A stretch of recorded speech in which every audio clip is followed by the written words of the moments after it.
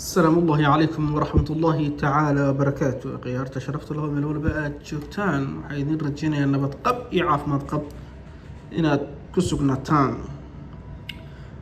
ما أنتو حنكها اللي دونا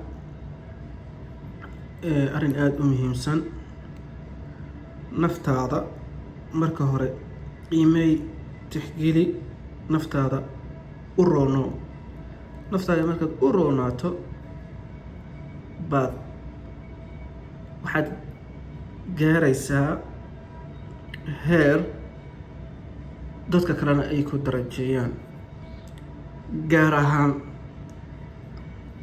qofka aad doonayso nolosha inaad la qaybsato wuxuu kugu qiimeynayaa heerka darajada aad adiga gaarsiisanta. mar walba ogow naftaada inaad ka hormariso wax walba. guusha noloshaada adaa gacan ka geysan kara oo horumarin kara. qofka aad dooranaysana ha noqdo qof aad isku darajo tihiin oo kula jaan qaadi kara. waxaad adiga dhibsanayso qof dhibsanayo, waxaad adiga jeceshahay qof jecel, fakarka adiga qaabkaad u fakrayso qof u fakrayo. waa ay dhici kartaa ruux saas ah in aadan wada helin, laakiin ugu yaraan inaad ku dadaasho inaad qof kugu dhow sida adiga aad u fakrayso qof u fakrayo, waxaad adiga dhibsanayso qof dhibsanaya. adduunyada ma jirto wax wada dhammaystiran, wax walba waa iska nusqaan, laakiin waxaa loo baahan yahay waxa aadan heli karin idaan ku mashquulin, balse laakiin aad ku mashquusho waxa markaasi u dhow waxa aad rabtay. waa muhiim inta badan shakhsiga noloshaada aad doonayso inaad ku aaminto waa inaad horta dhinacyo badan ka eegtaa oo aad ka fiirisaa.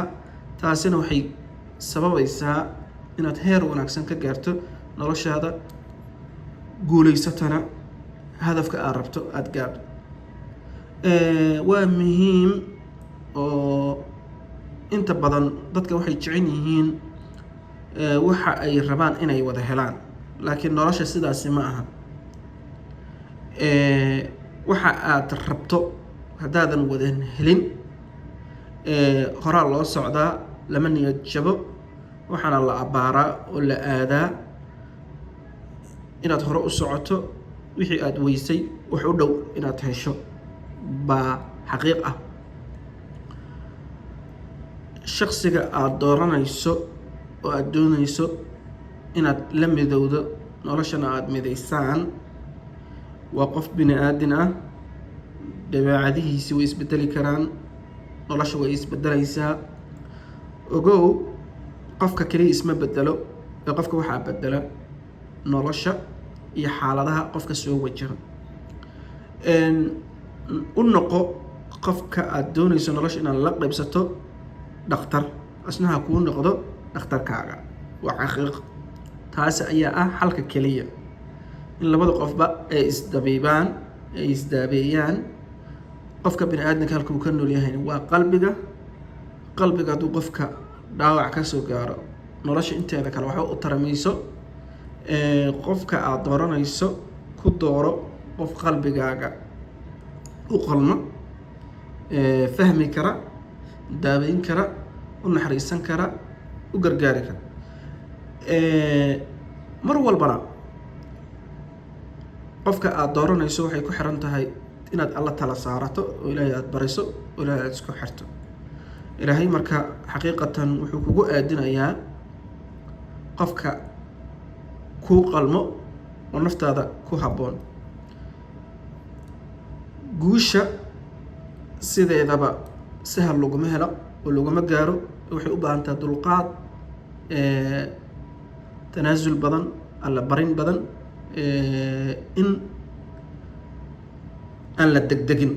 Degdega naftigeeda waa waxyaabaha sababo inuu qofka niyad jabo ama guusha halka laga rabay uusan qofka ka gaarin.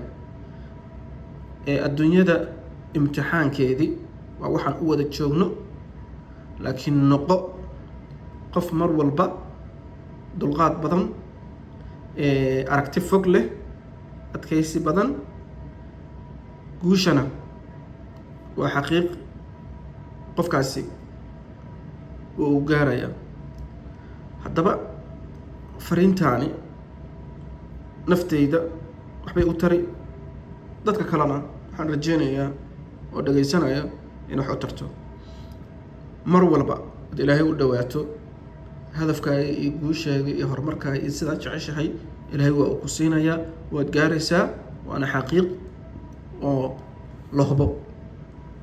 haddaba intaan fariin la mid ah oo dhiirigelinta ah aan iskugu imaanayno, waxaan idinkaga tegayaa bashii barwaaqo. haddii aad ku cusub tahay channelkan, insha allah subscribe noo saar. haddaad hore nala joogtana like iyo commentiga iyo fakarkaaga iyo waxa aad is leedahay barnaamijyada aad is leedahay ha lagu soo kordhiyana, insha allah hoos waad kusoo qori kartaa. insha allah waana tixgelinayna insha allah biidni illaahi kariim. ilaahay waxaan ka rajaynaynaa inaan wada guulaysano oo horumar iyo bash iyo barwaaqo ilaahay ina dhex dhigo, oo hadafkan aan nolosha ka leenahay, qof walba hadaf buu nolosha ka leeyahay, inuu ilaahay ina gaarsiiyo si nabad ah, caafimaad ah, dhib la-aan ah, insha allah biidni illaahi kariim. aad baad u mahadsantihiin. qiime iyo sharaf iyo cizi iyo karaamana mar walba ku noolaada.